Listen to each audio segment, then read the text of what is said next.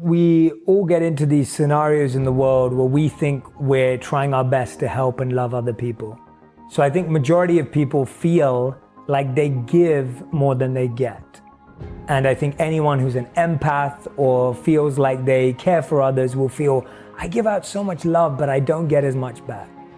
Just as there are people that you love and don't love you back, there are people in your life that are investing in you and loving you that you've forgotten about. I would encourage everyone who's listening and watching right now to really think about that. Think about that person you've been chasing, whether it's a friend, a potential boyfriend or girlfriend, a potential husband or wife, or whatever it may be, or job.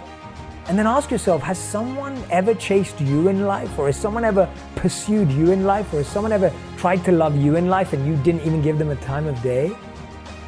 The answer is true. I can agree with it. I can completely agree with that. There are people in my life who have done more for me than I could even begin to try and do.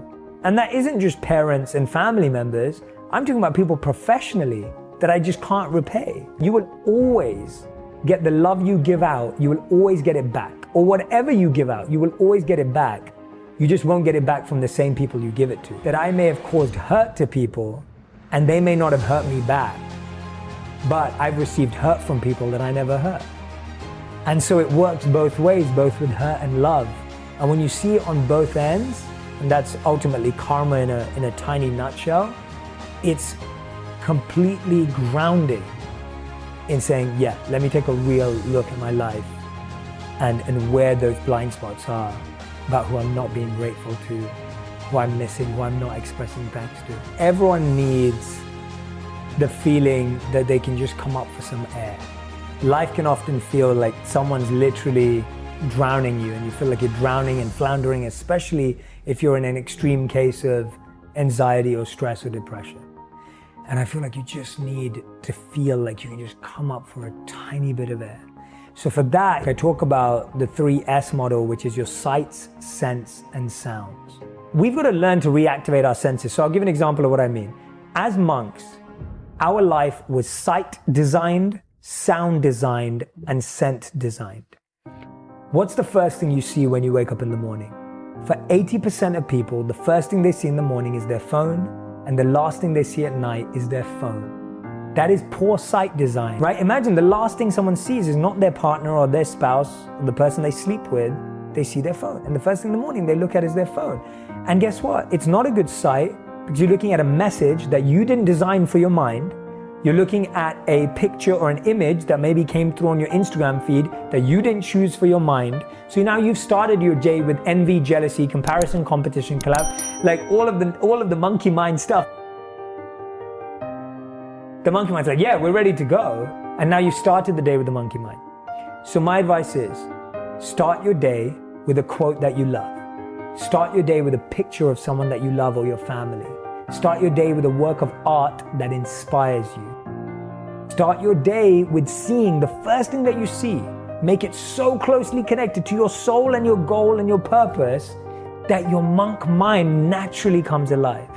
So as monks, the first thing that we saw was sometimes a teaching that we'd keep next to us. It might be a spiritual text where I just ripped it out of a book and stuck it there next to my bed so I woke up to that. Just wake up to something that you actually want to see when you wake up. And make it intentional and make it focused. It could even be a reminder on a sticky note. I remember for a long time, I had one when I was a monk that said, I am not this body. Just to disconnect from the fact that I was more than this body. And because we didn't have mirrors in the ashram, it was very easy to forget I was this body. Or I've had other ones that say to me, I'm exactly where I need to be. And I've read that in the morning. And that just reminds me, because so often I wake up feeling anxious that I'm behind on my day or I'm late, and then I actually make up a mess, whereas if I read, I'm exactly where I need to be, and I remind myself I can start my day there. So that's sight. And that's simple, easy for anyone to do. You don't have to change your mind, you don't need to meditate, you don't have to do anything. The second one is, let's talk about scent design. If you think about it, whenever you go into a spa or a massage space or whatever they're called, or a resort, you can always feel relaxed from the moment you walk in just through the power of scent. It could be the most basic room in the world, but a scent can literally illuminate a whole room. So scents like eucalyptus, lavender, sandalwood, if you've got a diffuser or a candle, and you can make this a part of your routine, before you start your workday, just have a candle that you breathe in for 4 seconds and breathe out for 4 seconds. Have a diffuser in your room that just makes you feel calm as soon as you walk in. One thing I've been doing is putting eucalyptus drops into my showers and turning into a natural steam, and I just feel like completely relieving all my sinuses and feeling calm. These are just really practical things you can do to just ease yourself into it. And the third one's sound. This one's so powerful. Sound is underestimated because now we just have music playing all the time in the background, and the music may not even be intentional, and the lyrics are all over the place, and you've got instruments that are not being played well or in harmony, and you get a pump or like a boost out of it. And I learned about sound in the ashram, and we had sound design. We would wake up to nature sounds. And nature's so aligned with your body and mind. If you look at nature, if you breathe in with the ocean, your breath will just be exactly where it needs to be.